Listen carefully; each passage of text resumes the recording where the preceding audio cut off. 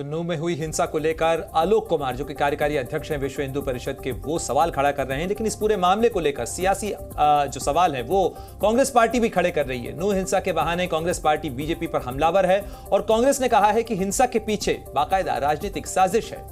वहीं हरियाणा के गृह मंत्री अनिल विज ने अपना बयान दिया है और अपने आधिकारिक बयान में उन्होंने कहा है कि शांति भंग करने वालों के खिलाफ अब कड़ी कार्रवाई की जाएगी। नूंह हिंसा पर हरियाणा सरकार विपक्षी पार्टियों के निशाने पर है। कांग्रेस नेता रणदीप सिंह सुरजेवाला ने सरकार और प्रशासन पर सवाल उठाए हैं। प्रशासन ने शोभा यात्रा निकालने की इजाजत क्यों दी? शोभा यात्रा में हथियार कैसे आए? हिंसा के पीछे राजनीतिक साजिश है। धार्मिक यात्रा के अंदर भाले, लाठियां, बंदूक, पिस्तौल, राइफल्स की क्या आवश्यकता थी? सरकार ने ये क्यों ले जाने दिए, ये जानते हुए कि झगड़ा होगा। दूसरी तरफ अगर पत्थर इकट्ठे हुए नूंह शहर के अंदर, तो वो एकदम तो हो नहीं गए। लोग इकट्ठे हुए तो सरकार ने उन्हें डिस्पर्स क्यों नहीं किया? पत्थर क्यों इकट्ठे होने दिए? इसलिए कि धार्मिक टकराव हो, राजनीतिक रोटियां सेकी जा सके। वहीं हिंसा पर बोलते हुए हरियाणा के गृह मंत्री अनिल विज ने कहा कि हिंसा के मामलों में कई लोगों को गिरफ्तार किया गया है। जिन्होंने भी हिंसा की है उनको बेनकाब किया जाएगा। एक उस व्यक्ति को जिसने प्रदेश की और देश की शांति को भंग करने का षड्यंत्र किया है, हम उसके खिलाफ कार्रवाई करेंगे। तो हरियाणा के नूंह में हिंसा अचानक नहीं भड़की थी। इसके लिए स्क्रिप्ट पहले से ही तैयार कर ली गई थी और शोभा यात्रा पर हमले के लिए लोगों को जुटाने के लिए बाकायदा सोशल मीडिया पर टूल किट के तौर पर इस्तेमाल किया गया। नूंह में हुई हिंसा क्या पूर्व नियोजित थी? ये सवाल अब उठने लगे हैं और सवाल उठने का कारण है ये तस्वीरें। इन तस्वीरों को देखकर आप ये अंदाजा लगा सकते हैं कि इस हिंसा के पीछे पूरी एक टूल किट काम कर रही थी, जो लोगों को हिंसा के लिए उकसा रही थी और लोगों को उकसाने के लिए सोशल मीडिया का सहारा लिया। तस्वीरों में आप देख सकते हैं कि कैसे एक सोशल मीडिया पोस्ट के जरिए डंपर लाने की बात कही गई है। मतलब दंगे की स्क्रिप्ट लिखने वाले मास्टरमाइंड लोग ये चाहते हैं कि डंपर की मदद से ज्यादा लोगों की जान माल को नुकसान पहुंचाया जाए। सोशल मीडिया पर हिंसा से पहले सर्कुलेटेड इन मैसेज के जरिए बदला लेने की बात कही जा रही है। किसी पोस्ट में लोग मंदिर पहुंचने की बात कह रहे हैं। इन सोशल मीडिया पोस्ट में जिस मंदिर की बात की जा रही है वो वही मंदिर है जिसमें 31 जुलाई को तोड़फोड़ हुई थी। ऐसे कई और पोस्ट है जिसे हिंसा से पहले सर्कुलेट किया गया था। क्या नूंह में हुई हिंसा पूर्व नियोजित थी? और देखिए नूंह में 31 जुलाई को कैसे दंगा भड़क गया, उसके कई सीसीटीवी फुटेज सामने आ रहे हैं। बिल्कुल, लाठी डंडों के साथ लोगों ने सड़क किनारे दुकानों में जमकर तोड़फोड़ की है। नूंह में हुई हिंसा का एक और सीसीटीवी वीडियो सामने आया है। इस सीसीटीवी में दंगाई हिंसा से पहले सीसीटीवी तोड़ते नजर आ रहे हैं। सबसे पहले आप ये वीडियो देखिए। इस वीडियो में आपको 15 से 17 उम्र के या उससे कुछ उम्र के अधिक बच्चों की हिंसक भीड़ दिखाई दे रही होगी। इस बीच एक लड़का वहां पर लगे सीसीटीवी कैमरे को एक लोहे की रॉड की मदद से तोड़ देता है। चलिए अब आपको दूसरा वीडियो दिखाते हैं। लाल रंग की शर्ट पहने ये वही लड़का है जिसने दूसरे लड़के को अपने कंधे पर बैठाकर सीसीटीवी को तोड़वाया था। इस वीडियो में आप देख सकते हैं कि कैसे ये लड़का पहले खुद पत्थर से सीसीटीवी को तोड़ने की कोशिश कर रहा है, लेकिन जब पत्थर से सीसीटीवी को नहीं तोड़ पाता है तो अपने दूसरे साथी जो बगल में ही एक दरवाजे को तोड़ने की कोशिश कर रहा है उसे सीसीटीवी को तोड़ने के लिए कहता है और फिर उसे अपने कंधे पर बैठाता है और दूसरा लड़का सीसीटीवी को तोड़ देता है। वहीं हरियाणा के फरीदाबाद से सांसद और केंद्रीय मंत्री कृष्णपाल गुर्जर ने भी नूंह हिंसा के पीछे एक बड़ी साजिश की आशंका जताई है। जी न्यूज से खास बातचीत में कृष्णपाल गुर्जर ने कहा कि साजिश के मास्टरमाइंड की तलाश की जा रही है और जिन साजिशकर्ताओं ने इस भाईचारे को समर्थन जो 8.5 साल से मनोरंजन का जो सबको साथ लेकर चलने की जो उन्होंने हरियाणा में मिसाल कायम की, सबका साथ सबका विकास, हरियाणा एक हरियाणवी, उस माहौल को खराब करने के लिए इसके पीछे हमको साजिश नजर आती है। कोई मास्टरमाइंड है और जांच के बाद तो सारे चेहरे सामने हैं। लेकिन तस्वीरों में हमने देखा पत्थर रखे हैं, पत्थर फेंके जा रहे हैं रहे हैं। अब उप मुख्यमंत्री जो हरियाणा के वो कह रहे हैं कि पूरे रूट की सही जानकारी नहीं दी थी शोभा यात्रा निकालने वालों से। अलग अलग बयान क्यों सरकार ऐसे बयान ये हर साल इस तरह की शोभा यात्रा निकलती है और इसी रूट से निकलती है। इन्होंने इस भाईचारे को समाप्त करने के लिए जो वहाँ पर मैं समझता हूँ जो दंगा कराया है, जो हिंसा भड़काई है, जो लूट मार की है, उनके खिलाफ सरकार सख्त से सख्त कार्रवाई करेगी और उनको अपने किए का अंजाम देगा। और हरियाणा में जो कुछ हुआ उसको लेकर बीएसपी अध्यक्ष और उत्तर प्रदेश की पूर्व मुख्यमंत्री मायावती ने हरियाणा हिंसा पर चिंता जताई है। बिल्कुल, मायावती ने प्रदेश सरकार पर सवाल उठाए हैं और उन्होंने कहा है कि राज्य में कानून व्यवस्था पूरी तरह से ध्वस्त है। नूह में हुई हिंसा पर बीएसपी अध्यक्ष मायावती ने हरियाणा सरकार पर कड़ा प्रहार किया। मायावती ने कहा कि मणिपुर की तरह हरियाणा में सिस्टम फेल है। लोगों की सुरक्षा करना राज्य सरकार की जिम्मेदारी है। नूह में हुई हिंसा शर्मनाक घटना है।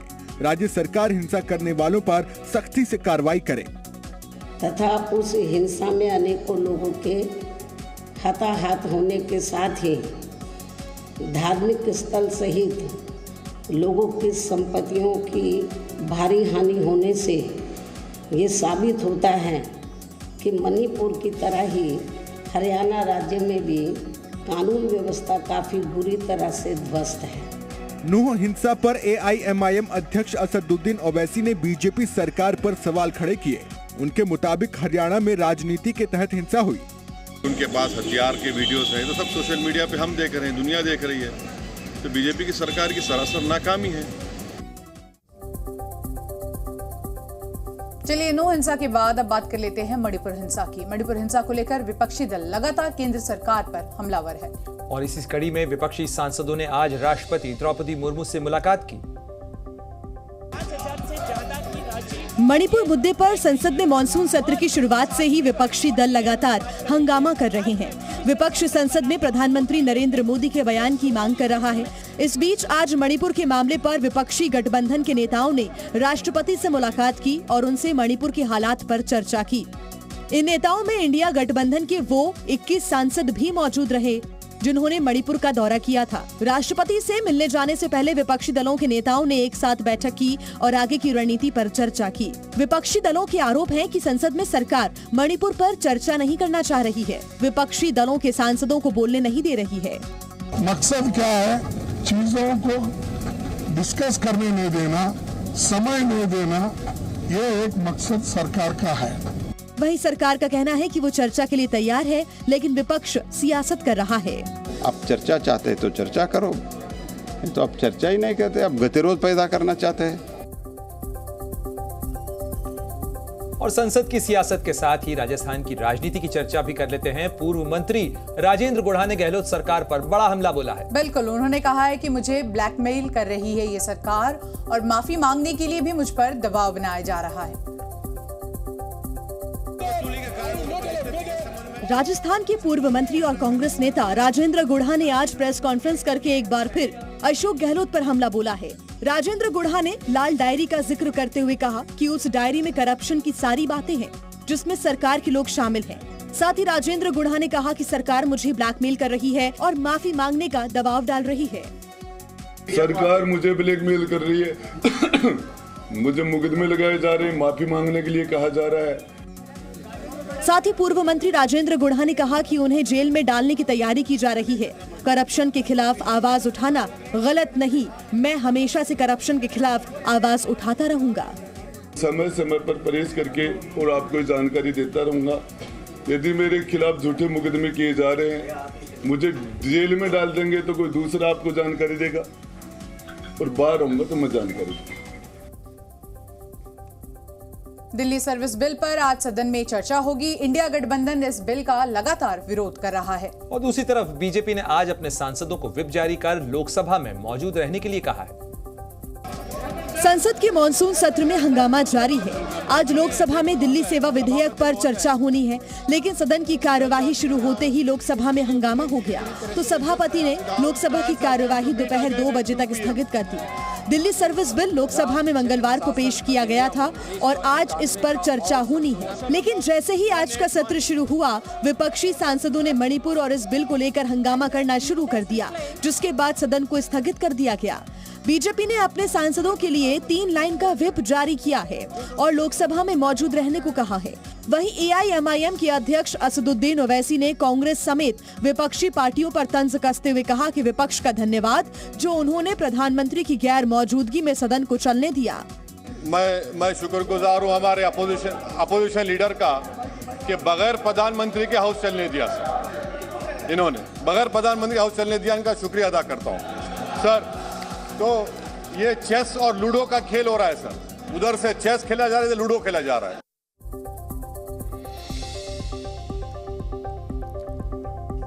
और अनुच्छेद 370 को बहाल करने वाली याचिकाओं पर सुप्रीम कोर्ट में सुनवाई जारी है। चीफ जस्टिस ऑफ इंडिया की अध्यक्षता में ये सुनवाई चल रही है।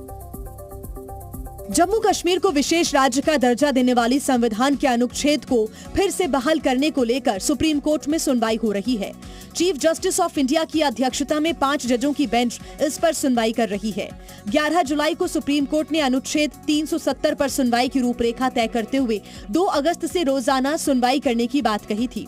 हालांकि कोर्ट ने साफ किया था कि मामले की सुनवाई नियमित सुनवाइयों के दिन यानी मंगलवार, बुधवार और गुरुवार को होगी। पिछली सुनवाई में चीफ जस्टिस ने सभी पक्षकारों से 27 जुलाई तक लिखित दलील और मुद्दों का संकलन जमा करने को कहा था। जम्मू कश्मीर में अनुच्छेद 370 से जुड़ी 20 से ज्यादा याचिकाएं सुप्रीम कोर्ट में लंबित हैं, जिसमें नेशनल कॉन्फ्रेंस पार्टी के सांसद, कुछ कश्मीरी नागरिक, पूर्व ब्यूरोक्रेट्स और विभिन्न संगठन शामिल हैं। तो वहीं शाह फैसल और शहला रशीद ने अपनी याचिकाएं वापस ले ली हैं।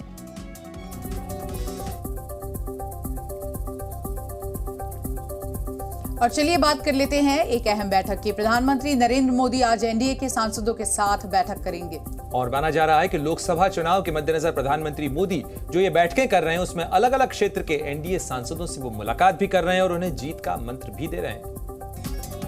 अगले साल होने वाले लोकसभा चुनाव को देखते हुए एनडीए के सांसदों की मैराथन बैठक जारी है। आज शाम 6:30 बजे होने वाली प्रधानमंत्री नरेंद्र मोदी के साथ बैठक में यूपी के काशी, गोरखपुर और अवध के एनडीए के सांसद मौजूद रहेंगे। वहीं शाम 7:30 बजे की बैठक में तेलंगाना, आंध्र प्रदेश, तमिलनाडु, कर्नाटक, केरल, पुडुचेरी, अंडमान निकोबार और लक्षद्वीप के सांसद बैठक में शामिल होंगे। बैठक में बीजेपी अध्यक्ष जेपी नड्डा और केंद्रीय मंत्री नितिन गडकरी के अलावा संसदीय कार्य मंत्री प्रहलाद जोशी और वी मुरलीधरन भी मौजूद रहेंगे। इससे पहले सोमवार को पीएम मोदी ने 2024 के लोकसभा चुनावों के लिए पश्चिमी उत्तर प्रदेश, बुंदेलखंड और ब्रज क्षेत्र के एनडीए सांसदों के साथ बैठक की थी। सूत्रों के मुताबिक पीएम मोदी ने सांसदों से क्षेत्र की जनता के साथ जुड़ने, सरकारी योजनाओं की जानकारी देने और जमीनी स्तर पर प्रभाव डालने वाले कार्यक्रमों को प्राथमिकता देने का आग्रह किया था।